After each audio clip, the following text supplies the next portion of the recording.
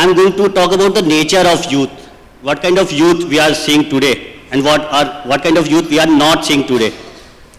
Like, the nature of youth is so diverse. They are belonging to IITs, NIITs, many organizations, and there are also youth, those who are not part of this system, जिन्हें पता नहीं है कि इतनी बड़ी screen भी होती है, बिना पैसे से जाके वहाँ पे पिक्चर भी देखी जा सकती है, जिन्हें नहीं पता कि ये फानूस में 50 बल्ब भी एक साथ होते हैं। मैं कुछ ऐसे यूथ की बात आपसे करने जा रहा हूँ। अर्जुन की बात सब करते हैं, मैं आज एकलव्य की बात आपसे कहने वाला हूँ। वो एकलव्य जो हाशिए पे खड़ा है, वो एक मार्जिन पे जो खड़ा है, जो कहता है कि तुम्हारी राह में मिट्टी के घर नहीं आते, इसीलिए हम तुम्हें नजर नहीं आते। वो हमसे पूछ रहा है कि हमारी बारी कब आएगी, कब आप पे हमारी नजर जाएगी और हमें मौका कब मिलेगा। 1970 के दशक का जो यूथ था, जो विजय था, जो अमिताभ बच्चन था, वो एक मिडिल क्लास से आता था, angry young man. But from where this angry young man is coming from in 2010s? You must have heard about movies Shairat, Masan and Kabali. The protagonist is coming from Dalit community. वो वहाँ से उठ के आ रहा है और बहुत क्रुद्ध है, बहुत गुस्से में है। उसका गुस्सा, और मैं आपको बताऊं कि इस पोस्ट बीएसपी और पोस्ट दलित पॉलिटिक्स में ये गुस्सा कहाँ तक जाएगा कि जिस डेमोक्रेसी, डेवलपमेंट और डाइसेंट की बात हम कर रहे हैं, वो डाइसेंट कब एनार्किज्म में बदल जाएगा हमें पता भी नहीं चलेगा। इस तरह का डाइवर्स यूथ ग्रुप इस देश में है। Government of India National Youth Policy says that those belong between the age of 15 and 29 are youth. But what about these subgroups? So there are many subgroups and there are many inequalities in these subgroups. Urban, poor, rural, urban, poor, rich, educated, uneducated, upper caste, middle caste, lower caste. So if there are diverse groups, so there are diverse aspirations also. What are their aspirations? When we make policies, when our government make policies, they talk about startup. So just take two subgroups from this youth community. One subgroup talks about those who are passed from IITs and NITs. They want to set up startup.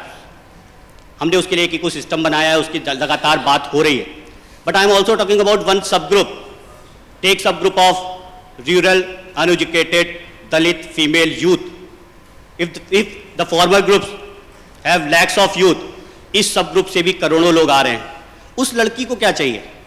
उस दलित, uneducated, rural लड़की को क्या चाहिए? उसको startup नहीं बनाना, उसको क्या ecosystem चाहिए? She just want respect and dignified life in her family and society. उसे अपने समाज और परिवार में पहले सम्मान चाहिए और एक पहचान चाहिए। वो भी युवा है, उसके बारे में भी हमें सोचना पड़ेगा। Because when we talk about the development net, हमारे डेवलपमेंट नेट में वो कहीं फॉल नहीं कर पा रही है क्योंकि पढ़ी लिखी नहीं है, ब्लॉक पे जाके अकाउंट नहीं खुलवा सकती। फिर भी इस सरकार ने, भारतीय जनता पार्टी की सरकार ने बहुत कोशिशें की हैं, चाहे वो स्टैंड अप स्टार्टअप की स्कीम हो, चाहे स्किल इंडिया की स्कीम हो, उसमें बहुत सारे काम हो रहे हैं। उसके बावजूद बहुत कुछ बचा जा रहा है और डाइवर्स इतना है ग्रुप की यूथ के साथ भी थोड़ी प्रॉब्लम हो रही, छोटा था तो एक टीवी पे गाना आता कि पापा कहते बनो डॉक्टर, मम्मी कहती अफसर, इंजीनियर बन जाओ भैया, बहना कहती अक्सर।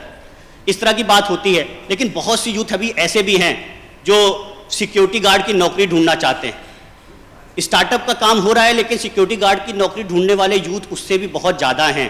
तो हमें उनके बारे में भी सोचना पड़ेगा, क्योंकि हम सब लोग चमकते हुए अर्जुन की बात तो कर रहे हैं लेकिन एकलव्य की बात कोई नहीं कर रहा है।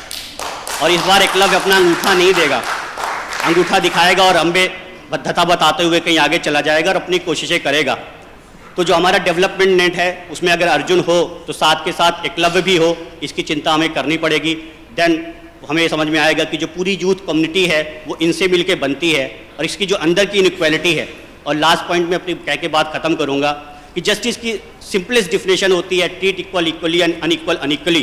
तो जो साथ पीछे छूट गए उनको साथ में लेके चलना पड़ेगा और वो यूथ अगर हमारे साथ अभी नहीं जुड़ पाया तो आने वाले समय में हमें बड़ी समस्या का सामना खड़ा करना पड़ेगा, क्योंकि ये पोस्ट बीएसपी और पोस्ट मायावती पॉलिटिक्स जो खड़ी हो रही है इस देश में, वो इस देश के धर्म, देश के खिलाफ कितनी आगे तक जाएगी इसका भी अंदाज़ा थोड़ा आज लगाना मुश्किल होगा। Thank you.